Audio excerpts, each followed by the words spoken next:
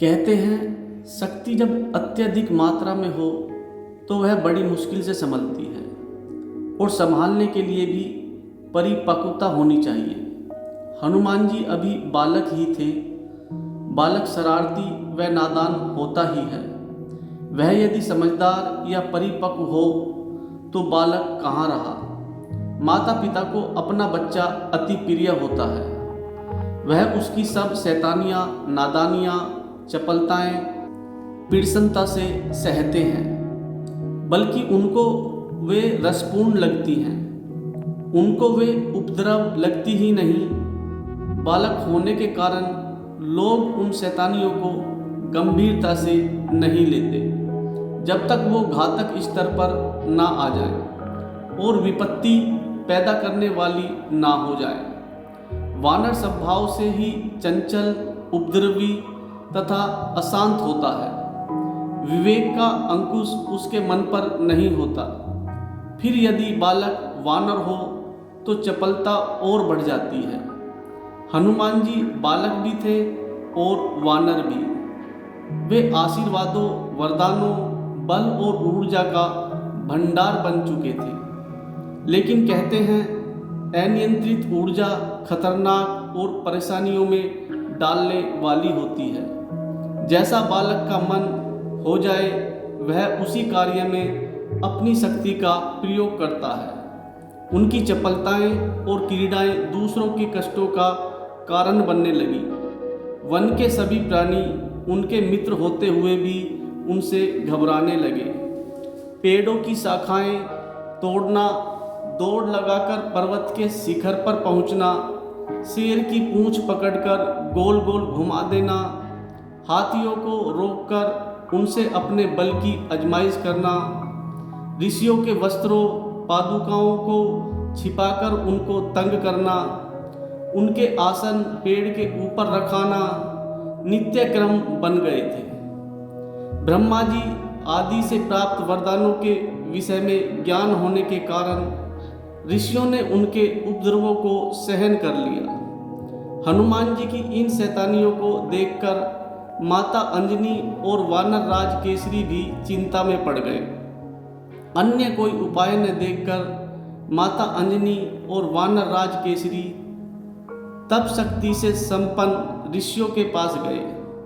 केसरी ने विनय पूर्वक महर्षियों से कहा, यह बालक हमें बहुत तपस्या के बाद प्राप्त हुआ है, परंतु इसकी बढ़ती उद्दंडता विपत्तियों और कष्टों का कारण बनी हुई है। कृपया इस पर अनुग्रह करके ऐसा उपाय कीजिए कि यह अपना उपद्रवी स्वभाव छोड़कर विद्या प्राप्ति की दिशा में एकाग्र हो सके। ऋषियों ने कहा, इस बालक में ऊर्जा का स्तर बहुत ज़्यादा है। बल और शक्ति की अति इस छोटी आयु में इससे संभल नहीं पाती। बालक होने से इसको अपने बल का अभिमान भी हो चला है। बड़े होने पर यह इस बल और ऊर्जा को अपने वश में करने योग्य हो जाएगा। देवताओं द्वारा दिए गए वरदानों को निरस्त भी नहीं किया जा सकता। इस बल व शक्ति की इसे भविष्य में देवताओं के हित के लिए इसे आवश्यकता भी पड़ेगी। ऋषियों ने कहा, इसलिए इसका यह अतुलित बल अवश्य ही इसमें रहना भी चाहिए, परंतु इसे अपने बल का अभिमान रहा तो यह उससे प्रेरित होकर उपद्रव करता रहेगा। इसलिए इसको अपना बल शक्ति भूले रहने का श्राप देना होगा। यही एक संभव और उपयोगी उपाय नजर आता है। केसरी ने कहा, आप जैसा उचित समझे। ऋषियों ने तब हनुमान जी को श्राप दिया, हनुमान तुम अपनी शक्ति और बल को इसी क्षण भूल जाओगे और दीर्घ काल तक भूले रहोगे। ऋषियों के श्राप के प्रभाव से हनुमान जी को उतनी ही सामर्थ्य का स्मरण रहेगा। ऋषियों के श्राप के प्रभाव से हनुमान जी को उतना ही सामर्थ्य का स्मरण रह गया जितनी सभी में होती है और जितनी शक्ति पर सब अपना नियंत्रण रख पाते हैं। इस प्रकार उनका स्वभाव परिवर्तित हो गया और वह शांत रहते हुए अन्य वानरों के साथ विद्या अर्जन में लग गए और उनकी शिक्षा दीक्षा का कार्य संपन्न होने लगा। ऋषियों की परेशानी भी समाप्त हो गई और केसरी को भी संतोष हुआ तथा वन्य प्राणियों का भय भी खत्म हो गया।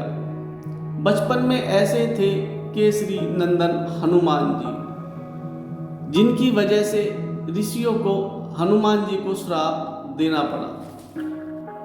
हनुमान जी से जुड़ी ऐसी ही कथाएं आगे देखने के लिए चैनल को लाइक करें, सब्सक्राइब करें।